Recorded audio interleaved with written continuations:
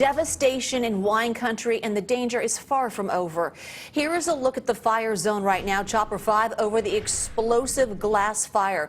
We've seen pockets of flames and thick smoke. As you can see there, you can't even see below. This blaze forcing nearly 80,000 people out of their homes in Napa and Sonoma counties. Now, the fire quadrupled in size overnight. It now stands at 11,000 acres. Containment is at 0%. Here's a closer look at where this massive blaze is burning. The cities under threat this evening include St. Helena, Calistoga, and areas around the Deer Park community in Napa County. The flames also tore through the Skyhawk neighborhood in Santa Rosa. We saw home after home burn to the ground. So far, CAL FIRE has not even released the exact number of structures that were destroyed, but they do say there is significant loss. And we have a team of reporters on the front lines, and Chief Meteorologist Paul Hagan is tracking weather conditions in the fire zone. But first, a closer look at those evacuations on the Sonoma County side. Most of the evacuation orders are east of Santa Rosa, but they also include city neighborhoods like Oakmont and Summerfield. KPIX 5's Kit Doe is live in the Skyhawk neighborhood that's now almost unrecognizable. Kit? We're live here along Mountain Hawk Drive, and the air is acrid smelling. A lot of this wreckage is now off-gassing some horrible smelling chemicals. Smoke is thick in the air. By our count, more than a dozen homes were lost in this subdivision alone. The firefighters made quite a stand here last night, stopped the advance of the flames from overtaking the rest of this neighborhood. In the Skyhawk neighborhood of Santa Rosa last night, the homes really did not stand a chance. The winds were so strong, the smoke and flames coming off the structures were going sideways.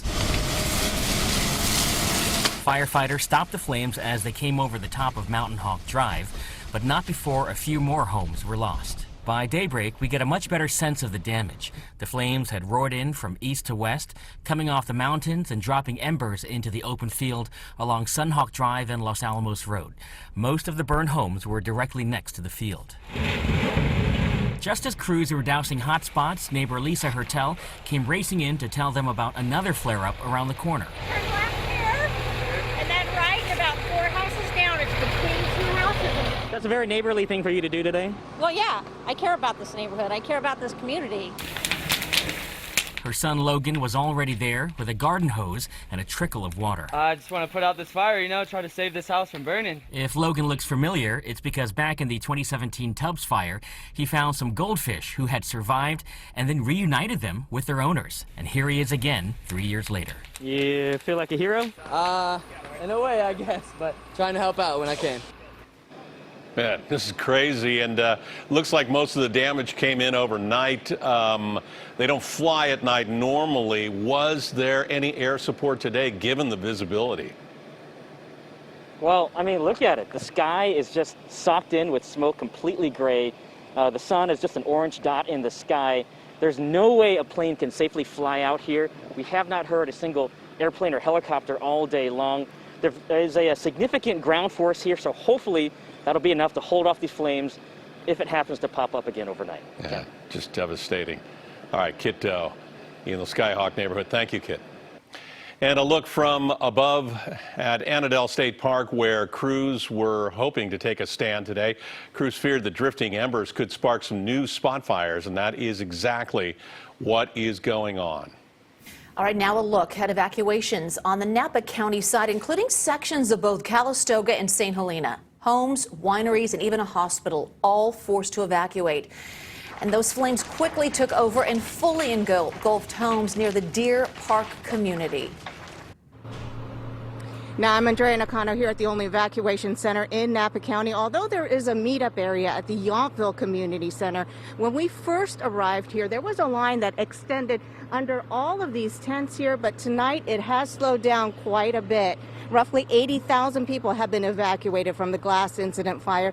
And here in Napa County, the Crosswalk Church has been open to give out hotel and food vouchers. For these people waiting in line, it's been a rough 24 hours. Some waited in their homes until the very last minute to get out. But unlike Sonoma County, where evacuees were bused from one evacuation shelter to another because the Veterans Memorial Building reached capacity in the middle of the night, things have gone fairly smoothly here. One man we talked with tonight says this is the second time he's faced an evacuation order this year. Just got back in our house a couple weeks ago. We were evacuated for like 17 days, and here we go again, and it's bad. And we are hearing many different stories here tonight, those that are still holding on to hope that they will be able to return to their homes once the evacuation order is lifted, to those who are quite certain that the fire has burned down their home. Now, because of the pandemic, people are being asked to social distance and wear their face masks when they come to evacuation centers like this one in Napa and Sonoma counties. Reporting live in Napa, Andrea Nakano, KPIX 5. And it was a very close call at Napa's well-known Meadowood Resort. You can see those flames surrounding the tennis courts and burning through some of the patio chairs. But it doesn't appear the fire hit the main building of the five-star hotel. And strong winds have been fueling those flames, and you can see embers just blowing through the air on the eastern edge of Santa Rosa. These strong winds really fueled this fire, spread it out, and firefighters were hoping to catch a break on the weather this afternoon. Meteorologist Paul Hagan is tracking those fire conditions. Paul? Yeah, the wind has calmed down this afternoon. There is still a breeze, but it's nowhere close to what it was last night into early this morning. The red flag warning for the North Bay and inland East Bay still has a few hours to run. Technically doesn't expire until 9 o'clock this evening, but it's good news in terms of the winds. Those strongest gusts were earlier today, but it's still hot and the humidity is still very low, very dry out there. Current wind speeds much lighter than they were earlier today. Only 7 miles an hour right now, Santa Rosa from the south, so it's not an onshore wind yet. But as the wind does shift, we're going to get that onshore wind to kick in for the North Bay. That's going to bring in some higher relative humidity levels, and it's also going to push the fire away from Santa Rosa, but of course anywhere to the east and northeast where those fires are burning, that wind is now going to be pushing the fire in that direction. Current humidity levels still very dry. Napa only 9%, same thing in Livermore, 10% Concord. These are the kinds of conditions that we were concerned about heading into the weekend, combined with those strong winds.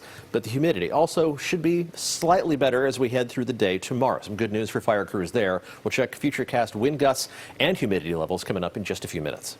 All right, Paul, thank you. And KPIX 5's Andrea Borba is at the Silverado Trail showing us some of that devastation in the daylight. Along Silverado Trail, flames from the glass fire continue to race up and down steep hillsides as firefighters make valiant stands at homes and wineries along the road. Just kind of surreal. 40-year-old Chateau Boswell on Silverado Trail in St. Helena, what was once a grand stone structure is now roped off and incinerated by flames. Flames are ringing St. Helena on all sides, with homes and vineyard equipment randomly burned as others are inexplicably left standing. As you head up winding Deer Park Road into Angwin, homes in the forest are leveled. Nothing left but ash. At the corner of Sunnyside and Deer Park, 360 degrees of destruction, with very little left standing in that neighborhood, including extensive damage to Foothills Adventist Elementary School.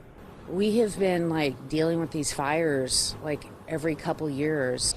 Shannon Marr, who has evacuated 3 times in 18 months, says the constant worry and fatigue is almost numbing. You know, you want to react every time, but you kind of get tired. I just felt burnt.